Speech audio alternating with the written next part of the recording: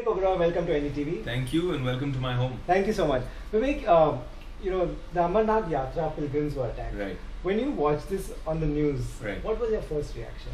Well, of course, me and every other citizen of the world is really upset to hear things like this. We condemn the attacks, Right. and you want to say that pilgrimages are something a little special, a little sanctimonious, and you don't want this kind of an attack to happen on places of worship, no Right. matter who, Right. what religion it may be. To me, though, Rohit, this time it was very personal because my mom, her elder sister, and her younger sister, my masis, Right. had both gone for the Amarnath Yatra. They've been there. Okay. This time, now, Oh, this time they were. 48 hours before the attack, they were there. Oh my And as soon as they came back, they were talking about how wonderful everything was. And the next day, as soon as they reached Srinagar, and the next day they reached Mumbai. God. And next morning I hear this news about this attack, and it really shocked me. And all of us were feeling that okay, our family was there. Yeah. Just 2 days before this, our family was there, and this has happened. Right. From what my mom says, that there've been exceptional efforts from the security perspective, whether it's the armed forces, the BSF, whether it's the local police force, they're doing their best. Right. And sometimes I think that pilgrims also, in their Right. enthusiasm, and Right. I understand it's difficult because it's a limited time, and you're rushing. You should try and stick to the structure, the norms, the parameters, the rules that they're set, because every time you flout that, you increase the job, you stretch the limited resources of the security forces. Right. What should one do, so that people don't forget these things very Right. often. It doesn't go out of the news cycle, out of the newspaper after 2 days, and people move on. What should one do so that these things are not forgotten that easily? The first thing I feel, the worst thing that we could do is infighting, right? We believe that all Indians are one, no matter what community and caste and religion you follow.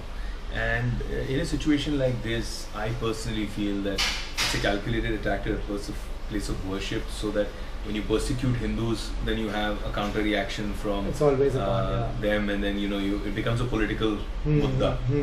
And I think that's something that we absolutely cannot afford to let happen. Right. We need to stay united, and Muslims should stand up and say this is wrong. You can't attack a Hindu place of worship. Right. And Hindus Right. should turn up and say that they weren't Muslims who attacked us, they were just terrorists. They were terrorists. And Right. terrorists का कोई धर्म नहीं माननी होता. That's what we saw on Twitter as well. All kinds of people from all religions, all kinds of Right. places have condemned this attack. That's Right. what should happen. Vivek, what you have done is commendable. You've donated 25 flats to families of martyred CRPF Jawans. Tell us about it. Is this your personal project? Is it something that's close to your heart? How did you think of taking this step? Well, anybody who's known me over the last 15 years has known me to believe that a large part of my life is charitable and social endeavors. So whether it was the efforts of rebuilding the whole village during the tsunami, or whether it was building schools and running rescue operations for girls who've been forced into child prostitution in Vrindavan, and setting up 3 schools there. Now we have close to 2,000 girls that we give free food, free education and free healthcare there. So I like to try and do my bit for society, where if I feel passionate about something, I am extremely proud of our men in uniform. I think whether it's the armed forces or whether it's the paramilitary forces, whether it's the police force, we can't even scratch the surface of what their lives are like, what kind of pressure they live under. Aside from that, there's the family, and especially those who are working and doing their duty in an uncorrupt manner and fashion. They're not wealthy. They are right in the line of fire. And they're not wealthy. They don't have the money to leave behind legacy for their children and their family.